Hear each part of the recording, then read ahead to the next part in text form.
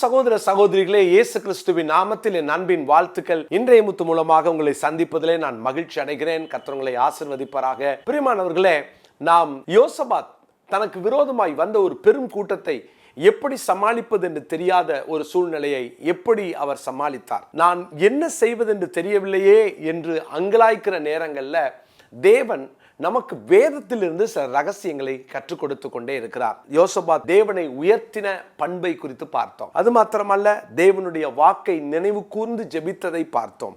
அது மாத்திரமல்ல, தேவனுக்கு முன்பாக தன்னை தாழ்த்தினார். நேற்று தினத்தில் சொன்ன தேவனை விசுவாசித்த யோசபாத் இன்றைக்கும் 2 நாளாகமத்தின் புஸ்தகம் 20ஆம் அதிகாரம் 21வது வசனத்தை நான் வாசிக்கிறேன். 2 நாளாகமம் 20:21. பின்பு அவன் ஜனத்தோட ஆலோசனை பண்ணி பரிசுத்தமுள்ள மகத்துவத்தை துதிக்கவும் ஆயுதம் அணிந்தவர்களுக்கு முன்பாக நடந்து போய் கர்த்தரை துதியுங்கள், அவர் கிருபை என்றும் உள்ளது என்று கர்த்தரை பாடவும் பாடகரை நிறுத்தினான். யோசபாத் கர்த்தரை துதிக்கவும் ஆண்டவரை மகிமைப்படுத்தவும் பாடகரை நிறுத்தினான். பிரியமானவர்களே, யோசபாத் இப்பொழுது என்ன செய்வதென்று தெரியவில்லையே என்ற சூழ்நிலையில தேவனை துதித்து அங்கே பெரிய விடுதலையை பெற்றுக்கொண்டார். ஆண்டவரை துதித்தார். ஒருவேளை பிரச்சனையெல்லாம் சால்வ் ஆனதுக்கு அப்புறம் துதித்தார், ஆனா இல்ல, பிரச்சனைகளுக்கு முன்பாகவே துதித்தார். பிரச்சனையை சந்தித்த உடனே துதித்தார். நம்ம எல்லாரும் எப்போ துதிப்போம்? பிரச்சனை முடிஞ்சு போனதுக்கு அப்புறம் நம்ம எல்லாரும் துதிப்போம். எல்லா பிரச்சனையும் ஓஞ்சதுக்கு அப்புறம் நம்ம கர்த்தரை ஸ்தோத்திரம் பண்ணுவோம். ஆனா யோசபாத்தை பார்த்தீங்கன்னா, கர்த்தரை துதித்த நேரம் அவனுக்கு விரோதமாய் அம்மோனியரும் மோவாபியரும் சேயீர் மலை தேசத்தாரும் கூடி அவனை யுத்தத்திற்கு இழுத்த நேரத்துல தான் இந்த யோசபாத் கர்த்தரை துதிக்கிறதற்கு பாடகரை நிறுத்தினான். கர்த்தருடைய பிள்ளைகளே, இங்க நாம் கற்றுக்கொள்ள வேண்டிய பாடம் இதுதான். நல்லது நடந்தாதான் நான் கர்த்தரை துதிப்பேன் அப்படின்னு நீங்க நினைக்கிறீங்களா? அப்படி அல்ல. எல்லா சூழ்நிலையிலும் கர்த்தரை துதிக்க வேண்டும். அருமையான தேவனுடைய பிள்ளைகளே, இதுதான் யோசபாத்திரத்தில் நம்ம கற்றுக்கொள்ள வேண்டிய மிக முக்கியமான பாடம். 34ஆம் சங்கீதத்தின் முதல் வசனத்திலே நாம் வாசிக்கிறோம், கர்த்தரை எக்காலத்திலும் ஸ்தோத்தரிப்பேன், அவர் துதி எப்போதும் என் வாயில் இருக்கும் என்று சங்கீதக்காரன் சொல்லுகிறார். எக்காலத்திலும் கர்த்தரை ஸ்தோத்தரிப்பேன், அவர் துதி எப்போதாவது இருக்கும்னு சொல்லல, எப்போதும் என் வாயில் இருக்கும். இதுதான் தேவனுடைய பிள்ளைக்கு அழகு. நிறைய சங்கீதங்களை பார்த்தீங்கன்னா, சங்கீதக்காரன் பிரச்சனைகளை சந்தித்து கொண்டிருந்த போது அவர் பிரச்சனையிலே அகப்படக்கூடிய நேரத்தில் அவர் சங்கீதங்களை எழுதி கர்த்தரை மகிமைப்படுத்தி பாடுகிறார். இதுதான் நம்முடைய வாழ்க்கையினுடைய மிக அவசியமான பாடம். கர்த்தருடைய பிள்ளைகளே, எந்த ஒரு இக்கட்டிலும் தேவனை துதிக்க பழகுங்கள், ஆண்டவரை ஸ்தோத்தரிக்க பழகுங்கள். கர்த்தரை துதிக்காம இருக்க முடியாதுன்னு நீங்களும் நானும் எப்போதும் சொல்ல கற்றுக்கொள்ள வேண்டும். ஒரு 3 காரியத்தை சொல்றேன். நம்முடைய துதி எப்படிப்பட்டது?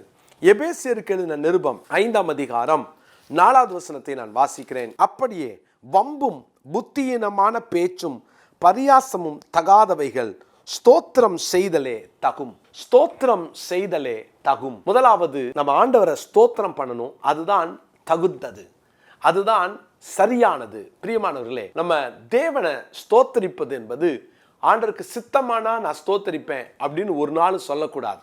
முதலாவது அதுதான் தகுந்தது. இரண்டாவது, ஸ்தோத்திரம் செலுத்துவது தான் தேவ சித்தம் அப்படின்றத வேதத்துல பார்க்கிறோம். அப்போஸ்தலனாகிய பவுல் தெசலோனிக்கேயருக்கு எழுதின 1ஆம் நிருபம் 5ஆம் அதிகாரம் 18ஆம் வசனத்துல சொல்றாரு. 5:18, எல்லாவற்றிலேயும் ஸ்தோத்திரம் செய்யுங்கள், அப்படி செய்வதே கிறிஸ்து இயேசுவுக்குள் உங்களை குறித்து தேவனுடைய சித்தமாய் இருக்கிறது. எல்லாவற்றிலேயும் ஸ்தோத்திரம் செய்யுங்கள். எல்லாவற்றிலேயும். இன்னைக்கு சூழ்நிலை எனக்கு சாதகமா இல்லை, அதனால ஸ்தோத்திரம் செய்ய மாட்டேன்னு சொல்லக்கூடாது. அதிலும் ஸ்தோத்திரம் செய்ய வேண்டும். எல்லாவற்றிலேயும் ஸ்தோத்திரம் செய்ய தேவன் நம்மை அழைக்கிறார். அதுதான் சித்தம். முதலாவது, ஸ்தோத்திரம் செய்வது தகுந்தது. இரண்டாவது, ஸ்தோத்திரம் செய்வது தேவ சித்தம். நீங்க அவருடைய சித்தத்தின்படி நடக்க விரும்புறீங்களா? ஸ்தோத்திரம் பண்ணுங்க. இந்த சூழ்நிலைக்காக ஸ்தோத்திரம், இதை என் வாழ்க்கையில் அனுமதித்ததற்காக ஸ்தோத்திரம், இது அனுமதிக்காததற்காக ஸ்தோத்திரம், இந்த இரக்கத்திற்காக ஸ்தோத்திரம், இந்த ஏற்றத்துக்காக ஸ்தோத்திரம், இந்த உயர்வுக்காக ஸ்தோத்திரம், இந்த தாழ்வுக்காக ஸ்தோத்திரம், எல்லாவற்றுக்கும் ஸ்தோத்திரம் செய்யுங்கள்.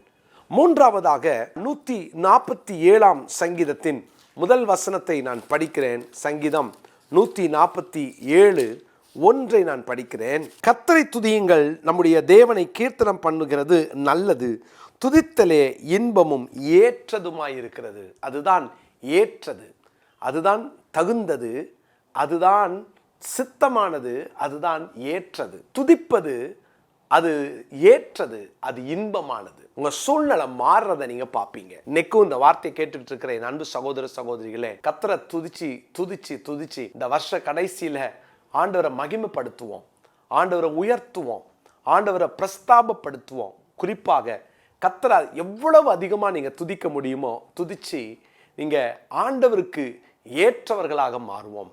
அதுதான் ஏற்றதும் கூட. அருமையான கர்த்தருடைய பிள்ளைகளே, சங்கீதம் 147:1 இந்த நாளுக்குரிய மனப்பாட வசனமாய் குறித்துக் கொள்வோம். 147:1, கர்த்தரை துதியுங்கள், நம்முடைய தேவனை கீர்த்தனம் பண்ணுகிறது நல்லது, துதித்தலே இன்பமும் ஏற்றதுமாய் இருக்கிறது. கர்த்தர் உங்களை ஆசீர்வதிப்பாராக. இந்த மாதத்துல எஞ்சி இருக்கிற நாட்கள்ல அதிகமா துதிப்போம். உங்களுக்கு முன்னால நிக்கிற அம்மோனியரா இருக்கட்டும், மோவாபியரா இருக்கட்டும், சேயீர் மலை தேசத்தாரா இருக்கட்டும், யாரா இருந்தாலும் மாம்சத்தோடு இரத்தத்தோடு நீங்க யுத்தம் பண்ண வேண்டாம். துதிக்க பழகுங்க, துதிக்க ஆரம்பிங்க. அவைகள் காணாமல் போகும், அவர்கள் காணாமல் போவார்கள். நாம் ஜெயித்து தேவனை மகிமைப்படுத்துவோம். ஜெபமில்லாமா? பரிசுத்தமுள்ள எங்கள் பரலோக தகப்பனே, துதித்தலே ஏற்றதும் இன்பமுமானது. துதிப்பதுதான் நம்முடைய சித்தம், துதிப்பதுதான் எங்களுக்கு தகுந்தது என்பதை இன்னைக்கு எங்களுக்கு கற்றுக் கொடுத்தீரே, உமக்கு ஸ்தோத்திரம். எப்போதும் துதித்து உம்முடைய நாமத்தை மகிமைப்படுத்த எங்களையே ஒப்பு கொடுக்கிறோம், அர்ப்பணிக்கிறோம். தொடர்ந்து மகிமைப்படும் இயேசுவின் நாமத்தில் ஜெபிக்கிறோம் நல்ல பிதாவே, ஆமென். பிரியமானவர்களே, இந்த கிறிஸ்துமஸ் நாட்கள்ல டிசம்பர் மாதம் 15ஆம் தேதியிலேருந்து 20ஆம் தேதி வரைக்கும் நாம் வித்தியாசமான ஒரு கேரல் ரவுண்ட்ஸ் போகிறோம். எங்கே அப்படின்னு பார்த்தீங்கன்னா, குட்டி பிள்ளைங்க, அதாவது ஸ்லம்லையும் ரோட்டு ஓரங்களில் பேப்பர் எடுக்கிற பெற்றோருடைய பிள்ளைகளை சந்தித்து அந்த குட்டி பிள்ளைங்களுக்கு ஆண்டுடைய அன்பை காட்ட போகிறோம். ஒரு குழந்தைக்கு 500 ரூபாய் மதிப்புள்ள ஒரு குட்டி பார்சல், அதில் அரிசி, அந்த பிள்ளைங்களுக்கு குட்டி குட்டி ஸ்டேஷ்னரிஸ் இதெல்லாமே உள்ளே இருக்கும், லேஸ் பேக்கெட், இதை மாதிரியெல்லாம் உள்ளே வச்சு அந்த பிள்ளைங்களுக்கு கொடுத்து அவங்கள சந்தோஷப்படுத்தி ஆண்டுடைய அன்பை காட்ட போகிறோம். அதோடு கூட அந்த பிள்ளைங்களுக்கு பயன்படுத்தின கிழியாத நல்ல துணிமணிகள் இருந்துச்சுன்னா அதை கூட அந்த பிள்ளைகளுக்கு கொடுக்கலான்னு நாங்கள் ஆசைப்படுறோம். எனவே உங்கள் வீட்டில் யூஸ் பண்ண டாய்ஸு, ஷூஸு, செப்பல், கிழியாத துணிமணி இருந்தால் நல்லா கொஞ்சம் துவைச்சி அயன் பண்ணி அதை கீழே காண்கிற விலாசத்துக்கு எங்களுக்கு நீங்கள் அனுப்பி வச்சிட்டீங்க அப்படின்னா 13ஆம் தேதிக்குள்ளே நீங்கள் அதை அனுப்பி வைக்கணும். 13ஆம் தேதி எங்கள் கையில் அது கிடைச்சிடணும். அப்போ தான் அடுத்த 2 நாளைக்குள்ளே நாங்கள் அதை பேக் பண்ண முடியும். எனவே அதை மறந்துடாதீங்க. நீங்கள் எங்களோடு கூட இணைந்து இந்த கிறிஸ்மஸ் கொண்டாடலாம். நீங்களும் கூட வந்து எங்களோடு கலந்து கொள்ள உங்களை அன்போடு கூட நான் அழைக்கிறேன். கர்த்தர் உங்களை ஆசீர்வதிப்பார்.